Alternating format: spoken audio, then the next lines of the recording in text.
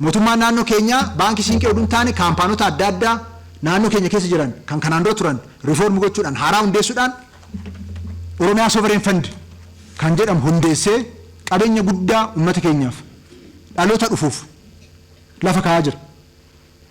San keessaa baankii siinqee isa tokkodha. Baankii siinqee waggoottan darban yeroo gabaabaa hundaa'e keessatti Itoophiyaa keessatti baankii dorgomaa guddaa ta'ee jira. Gaamiti ammas uummata Oromoo gitu.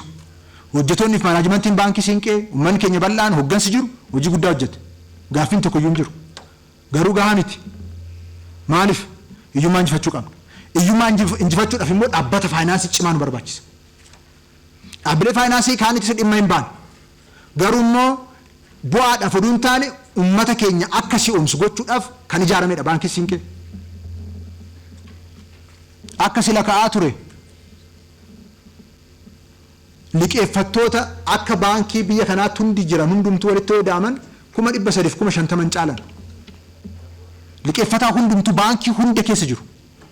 Baankii siinqee waggaa 3 kana keessatti hojii hojjeteen liqeeffataa 800 bira ga'ee jira. Maaliif? Mootummaan naannoo Oromiyaa baankii siinqee irraa tirfiin barbaadu, bu'aan barbaadu. Bu'aan keenya maaliin? Uummata baay'ina uummata liqeeffameefiti. Baankonni kaan nama xixinnoo liqeeffatuuf kennuun barbaadan. Kanaan dura waldaalee maaxaadhaaf biiliyoona 2 biiliyoona 3 yoo kennine akka raajii hojjetameetti kabajamaa caffee kanatti kan dhiyaatu. Amma biiliyoona 14 ol waldaalee maaxaatiif qofa dhiyaatee hin geenye ganaa carraan hojii uumamee jennee qorachaa jirra. Maaliif? Biiliyoona 200 dhiyeessuu jalqabuun bira jiraata. Isa gochuu immoo hin dandeenye. Kanaaf baankii siinqee kan ijaarame. Baankii siinqeedhaa liqii kennuudhaan dargaggoonni keenya akka of danda'an warri kunis horsiisa horii ta'uu danda'a, daldala adda addaa ta'uu danda'a, horsiisa lukkuu ta'uu danda'a haala adda addaatiin sababa baankii siinqee baankiin keenya amma of danda'a dhufee fi diinagdeedhaan maallaqa waan qabuuf diinagdeen naannoo keenyallee haala abdachiisa fi haala egereen isaa gaariidha yaada jedhu sadarkaa kanarra jira jechuudha. Naannoo biiliyoona 14 kata'u naannoo Oromiyaatti qusatamee jira. Qusannoon sun qofa gahaa miti pirezidaantiin keenya. Waan qusannee ammoo liqeeffachuu qabna. Waan liqeeffatamee ammoo itti hojjetamuu qaba. Kan liqeeffattuuf hojjechuu fi kan hojjettuuf ammoo diinagdee gara biyya tarkaanfachiisuudhaaf. Badhaadhinni dhuunfaa badhaadhina waloo fida.